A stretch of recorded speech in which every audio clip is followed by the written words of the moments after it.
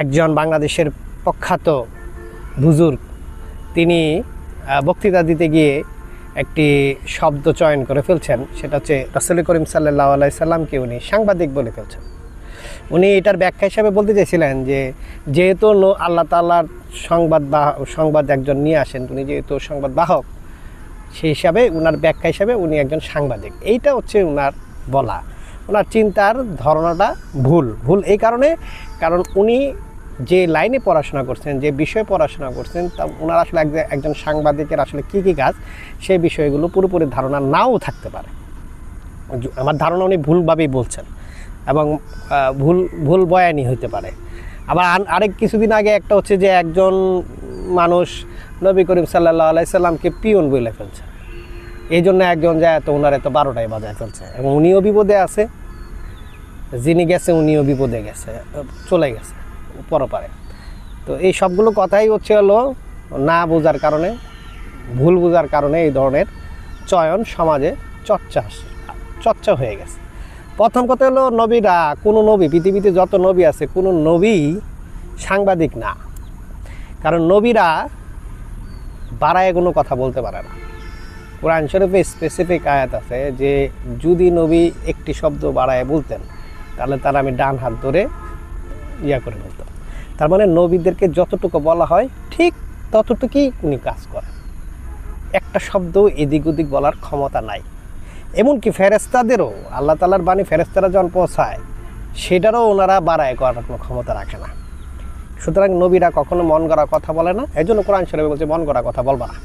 মন গড়া কথা, সত্য মিথ্যা মিলা কথা না বুঝা কথা বলা আজকাল সমাজের জন্য ভয়ঙ্কর ব্যাপার, মানে ভয়ঙ্কর। এটা নিয়ে আগেও বলছি, কারণ হয় কি মিথ্যার প্রভাব বেড়ে যায়, মিসগাইড হয়। আপনি ধারণাভিত্তিক একটা কথা বলে ফেলছেন, আপনি জানেন না, সেটা তখন মিথ্যার দিকে চলে যায়। যখন মিথ্যার দিকে চলে যাবে তখন এটার গুনার ভাগে আপনি হয়ে যাবেন এবং সমাজে বিশৃঙ্খলা আসবে এবং হেদায়েতটা শূন্য হয়ে যাবে।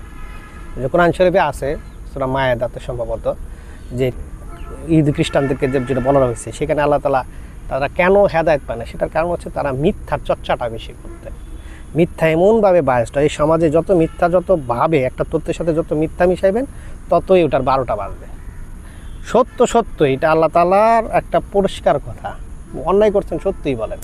তো সাংবাদিকের কাজ কি? সাংবাদিকের কাজ হচ্ছে সে চোখে যা দেখে এবং কানে যা শুনে একটা পর্যবেক্ষণ করে, সেইটার মধ্যে তার নিজের চিন্তাধারা করে সে একটা হয় কখনো সত্য তথ্য দেয়, কখনো মিথ্যা তথ্য দেয়, কখনো ধারণার মধ্যে দেয়। এটাই হচ্ছে মূল বিষয়। সাংবাদিকের কাজ হচ্ছে মানুষ যা দেখতেছে তা শুনতেছে তাই বলা, সেটাই উপস্থান করা। এটার সাথে নবীদের সাথে তুলনা করা হচ্ছে ওনার, আমার ধারণা অনেক বোঝার ভুল এবং খুব এটা বোকার মতো কাজ করছে না, আমি ব্যক্তিগতভাবে মনে করি। তো এখন প্রচুর পড়াশোনার সময় আর এখন ক্রস চেক হয়ে যায়। এখন তো আগে বলছে যে এখন পৃথিবী যে মডার্ন অবস্থায় পৌঁছেছে, এই পৃথিবীতে এখন খুব দ্রুতই ক্রস চেক হয়ে যাবে। কিছু সময় ধরে দেখবেন যে হুড় করে মানুষ দৌড়াবে, কয়েকদিন পরে দেখবেন যে হুড় করে হুমতুই না হের কথা বেলুলেস হয়ে যাবে। আর ওই সমস্ত ব্যক্তি যারা এই ধরনের বড় পোস্টে আছেন, বড় জায়গায় আছেন, তারা যদি আপনার এই কাজটাতে যায়, এই ভুলভালগুলো যদি করে ফেলে, তাহলে ওইটা দলের উপরে প্রভাব পড়বে। কারণ একটা আসলে তো তোকে যে তুমি যেটা চাইতেছো, আসলে সবচেয়ে বড় কথা হচ্ছে মানুষকে করার জন্য, ভালো দিকে নিয়ে যাওয়ার জন্য হেদায়েতের মূল বিষয় হচ্ছে হেদায়েত লাগবে। হেদায়েতের দায়িত্ব যারা নিবেন, যারা হেদায়েতের দায়িত্ব, সবচেয়ে বড় কথা আল্লাহ না তাহলে কেউ হেদায়েত পায় না। আর যদি হেদায়েত মানে যারা আলেম সমাজ যারা দায়িত্বটা নেবেন, তাদেরকে এখন প্রচুর পড়াশোনা করার সময় হয়েছে এবং মিথ্যা কথা বললে ওনারা নিজেরাই ক্ষতিগ্রস্ত হবেন, ওনারা যে দলের আন্ডারে থাকবেন তারাও ক্ষতিগ্রস্ত করবেন। সর্বোপরি ধর্মের আবার একটা লেয়ার তৈরি হবে। সো এখন থেকে কথা বলার দিকে মনোযোগ দেন। এটা ভুল বলছেন, এটা ঠিক হয় নাই, হয় আমার ধারণা আমি বুঝেও নাই, করে ফেলছে।